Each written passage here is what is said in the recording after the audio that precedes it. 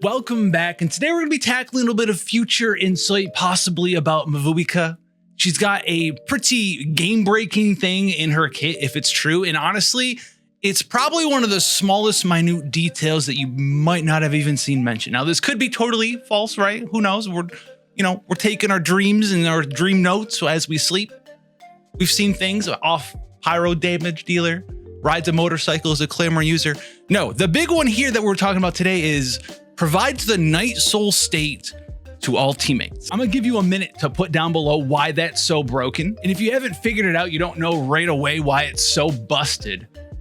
Here's a hint for you, right? Farina. What does she have to do with Night Soul state? Absolutely nothing. But Farina has allowed us to use something like the Marchus Hunter set in conjunction with Farina being in your party to basically be able to use the Marchus Hunter set on any character in the party with Farina. If you're able to give everyone the Night Soul blessing state in your party, well, we have a couple of artifact sets already given to us in Notlan, right? Scroll of the Hero of the Cinder City. Any support could wear Scroll of the Hero of Cinder City, right? Meaning that you can give any support the ability to give energy regeneration back whenever a Night Soul burst is activated. But the big one here is the 40% damage bonus. You'd be saying, oh, but Mavuika, dude, I was going to retire my Bennett. I was going to retire my Bennett when Mavuika came out. I was going to retire my Bennett. No more Noblish Oblige setup, dude. Imagine Bennett being able to just give giant attack bonus if you're playing Genshin Circle Impact, healing, and then not just like Noblish Oblige, 20% attack buff. Bleh. How about Scroll of the Hero of Cinder City on your Bennett? How about that? How about Scroll of the Hero of Cinder City on your Bennett? Scroll of the Hero of Cinder City on any support. Scroll of the Hero of Cinder City on any support. Scroll of the Hero of Cinder City on an animal support. As long as you're revolved in the elemental reactions, you're good to go there. Scroll of the Hero of Cinder City on a Dendro support. You're doing spread, hypervate, aggravate, hypervate, aggravate, hyperbloom. Any of these reactions, right? You're gonna have two different reactions being able to buff up Dendro damage with a Dendro support on Scroll of the Hero of Cinder City if you have her in your party.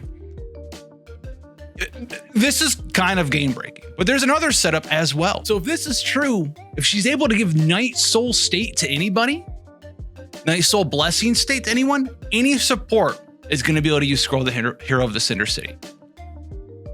Genshin Impact's a game of elemental reactions. It's not going to be very hard for you to put this on literally any character. Even Shalonen can use it, right? Geocrystallization, not the greatest reaction, the worst one in the game. Able to use it and is fantastic with it. It is by far her best set. So basically any support being able to use this set is amazing. Now you can't stack it, right? So you can't just do double support, Scroll of the Hero of the Cinder City, Makuvi is in my team. But it means that someone's going to be able to use this if that's true, which is absolutely phenomenal and kind of breaks the game.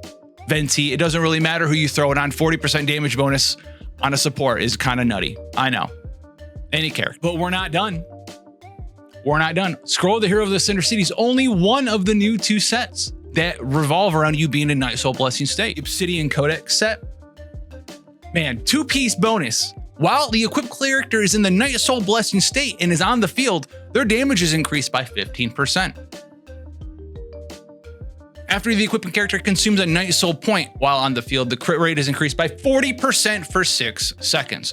Now, this one might not work as well as whole Hero of the Cinder City because this piece setup needs you to utilize and consume Night Soul points.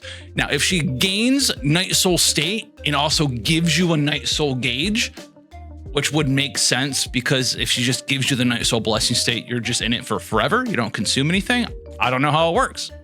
But if she gives any character a gauge for Night Soul blessing state, you could theoretically use the Obsidian Codex set on any damage dealer in Genshin Impact, which is very similar to using the Marchus Hunter setup, right? Marchus Hunter gives like normal and charge attacks 15% damage bonus and then 36 crit rate. You'll be able to use Obsidian Codex, get 40% crit rate and 15% damage bonus as long as you're on the field. So her being able to activate these two setups for anyone in Genshin Impact is kind of crazy. You can just go and look at basically any team that you have set up right now. You're looking for a Pyro character, right? The Pyro Archon Mavuika needs to be in there, but then your other support can wear Hero of the Cinder City. Your main DPS, if your choice, can wear Obsidian Codex probably. That alone is enough to really kind of warrant her being and having a spot on your team, especially like as a new player, because one of the hardest things to do in Genshin Impact is to build your characters support-wise, DPS-wise, artifact-wise with your resin, right? Finding the right domains, all of this stuff. And you don't really need to do that if you have Mavuika on your account, and this is true. You can just go farm the same domain because those two artifact setups drop out of the same domain. It's the most resin efficient thing ever. Could you imagine being new-ish to Genshin Impact? Maybe you came back when Farina reran, and you just been running the Farina Golden Troop Marchus Hunter setup. Amazing. And now you get your access to Mavuika, and you can just run her domain and gain Obsidian Codex and Hero of the Cinder City. And those are your two Abyss teams.